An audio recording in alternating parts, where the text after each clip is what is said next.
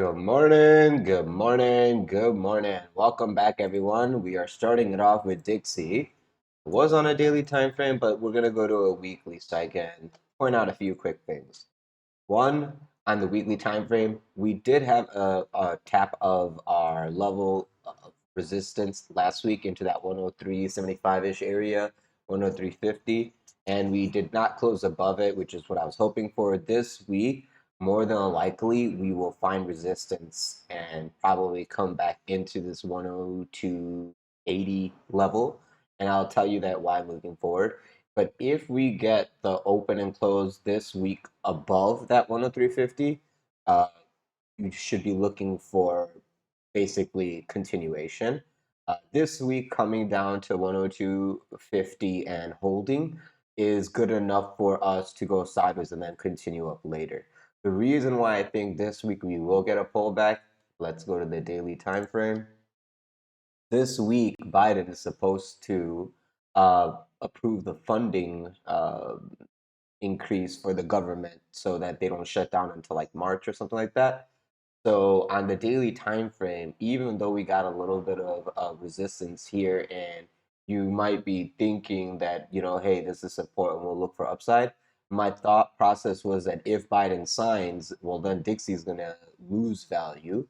So I would be looking for Dixie actually to get uh, a little bit of actually it would be going up. Yeah, so it would be continuing because euro will get strength as dollar is devalued as a print dollar. So then the euro will become a little bit more valuable. So Dixie should be going up because Dixie is 50% euro, more than 50%. So that logic makes a little bit more sense, and that can be confirmed with on a daily time frame. Your lowest EMA over the 21 EMA showing buying is occurring. You are above your largest moving average, and now the EMAs are actually trying to come above it, which is this 103 level. So as long as 103 has the daily closes above it, we should be looking for sideways and up. Coming into that 102.80 on a weekly should not concern us. It's basically solid support moving forward. You can actually see that by just putting a simple ray, horizontal ray. You just put that right on this low. You can see that we have been flirting with this level up and down, up and down, up and down, and it's actually forming your inverse head and shoulder here, and it's also a higher low than here. So everything looks good for continuation to the upside. Probably wants to go test into the first level of resistance, which is over here on a daily. And that's around 104.31. Okay, and then after we have a daily open and close above that, we can look for a higher level. Excuse me.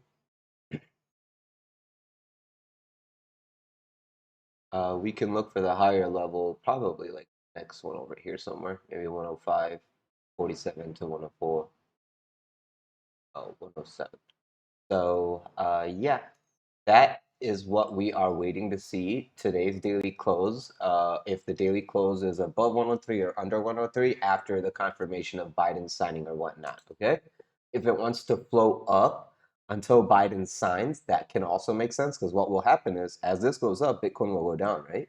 But then when Biden signs, then dollar is being devalued. So then this can basically get a little bit of kickback, and then Bitcoin will get upside because Bitcoin will become more valuable as more dollars printed because it's a deflationary asset while dollar is an inflationary asset.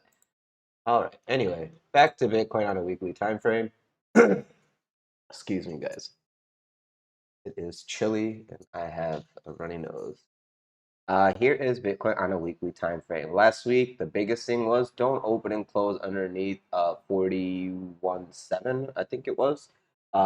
It went to 42. So this week, if we can close above 42K, we can take a breath of sigh and relief and then not have to look for continuation to the downside. But since we have this already kicking off, you can see that we're testing out the doji of last week, which I was saying. The second you have an hourly open and close underneath 40,000, I would be looking for a fast move to around 37,000. And you could even do 38. Sure, 38 to 37,000. I'll be looking for a little bit of a dead cat bounce situation. So just be aware that is the biggest warning I can give you guys. Volume just started of this week, but this week can be the last week of downside. So where we end up is what I need to see at the end of this week. This whole dump, what I'll be doing is just accumulating altcoins like I have been doing. I'm not going to use leverage until I have a proven support on Bitcoin and ETH for the pivot to the upside, and then I will rotate out of my shit coins into those into the main coins, or at least I will trade on leverage with those while I hold my altcoins. Because every altcoin I'm buying, even if it dumps down, which I expect 30 to 40% dumps on the altcoins if Bitcoin and ETH pull back 10, 15%. Um, that could be around like 2 months of grind. If we get that in like March, April, May, June, whatever, I would be fine because I'm making like 18% APY on these coins anyway. So I'll be able to just DCA into the dip without adding any additional funds. My coins give me interest in their coin. So I'll be able to DCA like I'm buying the dip without having to actually buy the dip. And there's a lot of stuff coming out on these coins where I'm quite confident the hype is gonna hold the support of the lows because everyone's gonna be wanting to buy the dip on these coins. I want to buy the dip on these coins, and as soon as I get an opportunity, I will. It's just they're too damn expensive. They're all going up 50% in a day. Our Ondo call yesterday just hit that 30-cent target, and we got in around 18 cents, guys. So that's like a 50% spot gain when what 72 hours? That's just one coin. So I'm gonna leave that for the members. Going back to the Bitcoin, until you get any 4-hour open and close above 42, I'm not looking for upside resistance near 44. If you have a close under 40K even, you will see a flush down to the levels I said, 37 to 30, 38 to 37K, and we can see what happens around there. Until then, guys, let's go quickly to the daily, and then I'm gonna get you guys on ETH, and I'll get out of here. Today's Monday, unfortunately. We have first day of normal work week. All right, so on the daily, here's your last level of support. I keep saying 40K, okay? You're tickling it right now, and the worst part is you had an opportunity to do a little bit bigger of a bounce yesterday, like into the weekly candle close, and I was actually warning everyone on a 4-hour time frame, hey, there's a possibility of a little bit higher grab. It was so weak, we just shat it right back down into the doji, and that's basically why we got the continuation as soon as the new weekly candle opened, because the weekly candle was a doji and we could have tested the upside or the downside. We were testing to the downside first. So there's no fear of further downside until you get that opening close of a 4-hour underneath 40,000. Then you can say, okay, now you got to get defensive of all these lower levels. After you lose 40,000, 39.3 is a possibility of a bounce because 39K saved us last time. So, just keep that in mind. I won't do anything until I see the daily candle close. I'm not going to mess around with any lower time frames today. I hate trading on Monday. If you go back and on my MEXC account and you go look at the monthly view, whereas 90% of my losses is being trapped on Monday dumps. So I'm just not going to mess with it today. I'll be focusing on altcoins, and you guys do what you want to do, but that is my suggestion to you. I'll quickly go to a 4-hour time frame. Even though I should not be doing it for you guys, it's very, very member stuff, but just keep an eye on this wick right here.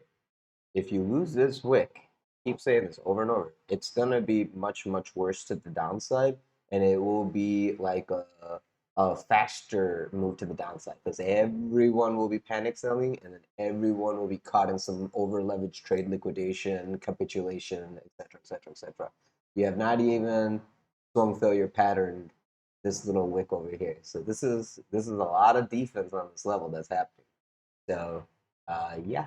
And your EMAs are telling you the selling is still going this way. Your volume is telling you it's still increasing. You have 9 more minutes. So by the time you see this video, the next candle will open and you might get continuation to the downside. So I'm going to hurry up and get the F out of this. Let's go quickly to ETH so I can get you guys this video as quickly as possible. Here's ETH on a weekly.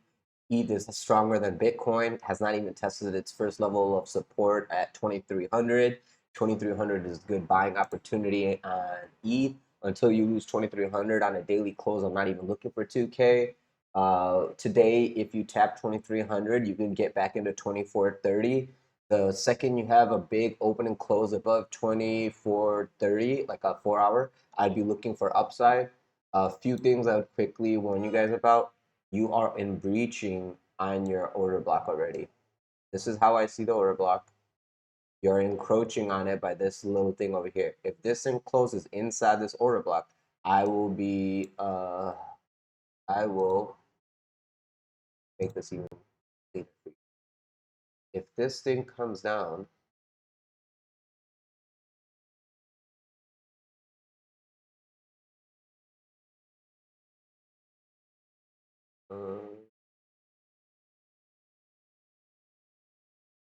hold shift and it will even out the lines for you. I'm gonna actually,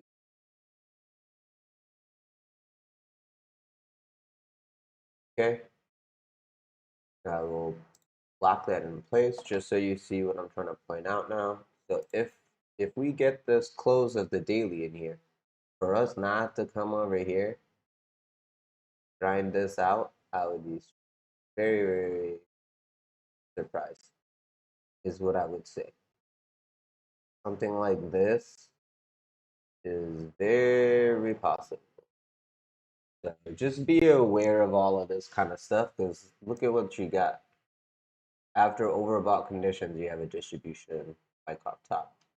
Head and shoulder possibility in the making.